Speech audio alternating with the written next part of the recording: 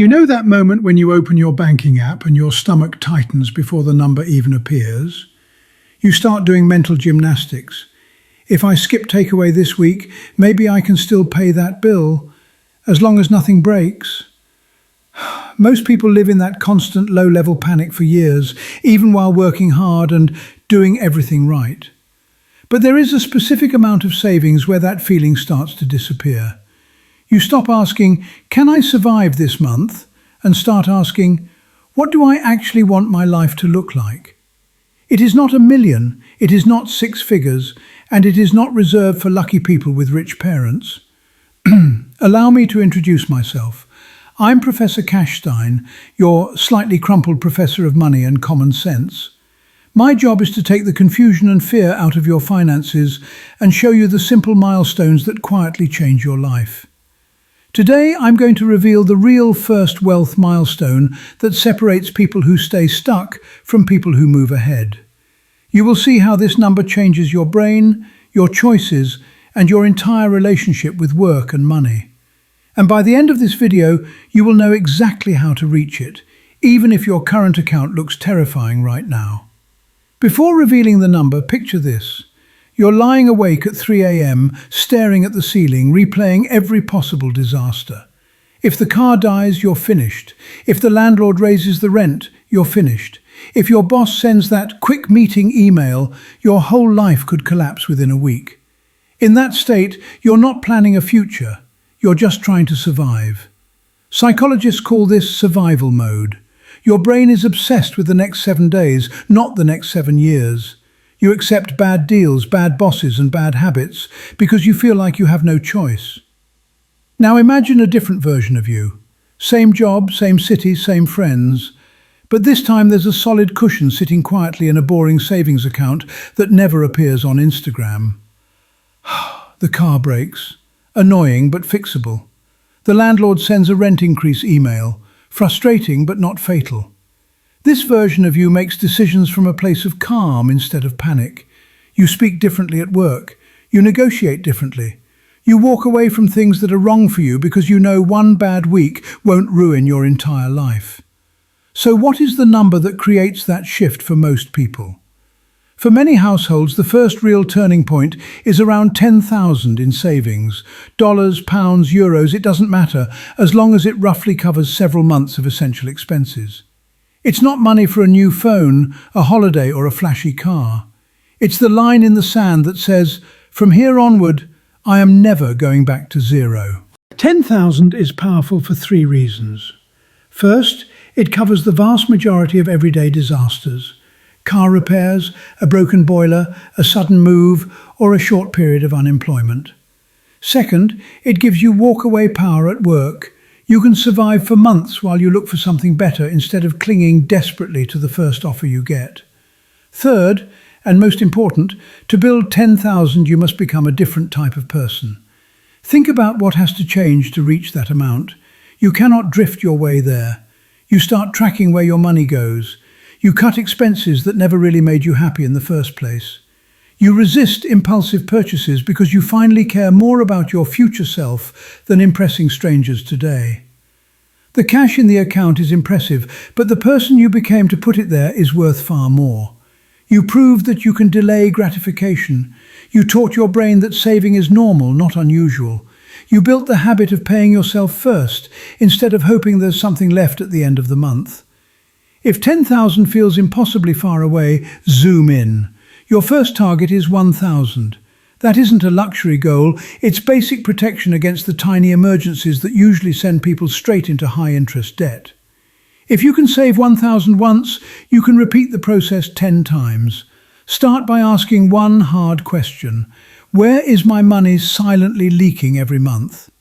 List your subscriptions, regular takeaways, impulse online orders, and nights out you don't even enjoy. You don't have to cancel everything forever. You just need to free up a specific number, maybe 200 or 300 per month, that becomes non-negotiable savings. Next, flip from leftover saver to automatic saver. Most people wait to see what's left at the end of the month and then save nothing. You will do the opposite. Set up an automatic transfer the day after you get paid. That money leaves your main account before you see it, just like rent or taxes. If you can save 300 per month, you hit your first 1,000 in just over 3 months. Keep the same pace and you reach 10,000 in under 3 years, even without any fancy investments. Add small pay rises, a bit of overtime, or a simple side hustle, and that timeline shrinks even more. During this time, your identity quietly upgrades. You start to see yourself as someone who always keeps money aside, not someone who is just bad with money. You notice that you say no more easily. To nights out you don't enjoy, to gadgets you don't need, to social pressure to look rich. You realize that every no today is actually a bigger yes to freedom later. Once you reach that 10,000 mark, something surprising happens. You no longer obsess about tiny purchases like a coffee or a sandwich. Those decisions matter far less than the big ones. Which city you live in, what you drive, or whether you keep an expensive flat just to impress people. You stop trying to squeeze every penny out of groceries and instead focus on choices that move your net worth by thousands, not pennies. And here is where the game really begins. With a serious buffer in place, you can finally think about growth. You can learn about investing without your hands shaking. You can start a small side project without fearing that one slow month will destroy you. You can take a calculated risk on a better job, a move to a new city, or training that increases your income. The rich are not playing a completely different game with secret rules. They simply reach this safety level earlier, often because someone taught them about it or helped them. After that, every decision becomes less about how do I survive and more about how do I design the life I want. The difference is less about income and more about how early they hit that first real safety milestone. So what should you do after building your first 10,000? Step 1, protect it. Do not celebrate by destroying the very thing that changed your life. This is not holiday money or I deserve a new car money. This is the shield that guards every future opportunity.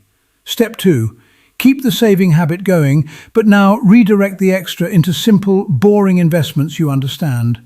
Avoid complicated schemes promising overnight riches. Use this period to learn how compound growth works, how low-cost index funds or basic retirement accounts operate in your country, and how to dodge high fees that quietly eat your returns. Your 10,000 is the launch pad. Your habits and knowledge decide how high you fly. Step 3, upgrade your questions. Instead of asking, "Can I afford this monthly payment?" start asking, "What is the true long-term cost of this choice?" A flashy car, a bigger flat, or a luxury holiday is never just the price on the sticker. It's also the lost growth that money could have created for you over the next 10 or 20 years. Here's the core message from Professor Cashstein. Money milestones are not about flexing online. They are checkpoints where your brain, your behavior, and your options change. Zero savings keeps you trapped in survival. 10,000 moves you into safety and control. From there, higher levels of wealth become realistic because your foundation is finally solid. You do not need a lottery ticket, you do not need perfect timing, and you definitely do not need permission from anyone else. You need a clear target, a boring automatic plan, and the patience to repeat small, smart decisions for longer than most people can tolerate. Future you is already living in a different reality because of what you decide to do over the next 12 months. If this video helped you see money differently, choose your next milestone, maybe your first 1,000 or your first 10, and write it down somewhere you will see every day. Every time you move a little bit of money into savings, you're not just increasing a balance, you're proving again and again that you are the kind of person who builds freedom on purpose. And Professor Cashstein is very proud of you. Before you go, do your future self one more favour. If this helped you see money a little differently today, hit like and subscribe so Professor Cashstein doesn't have to use this giant hammer.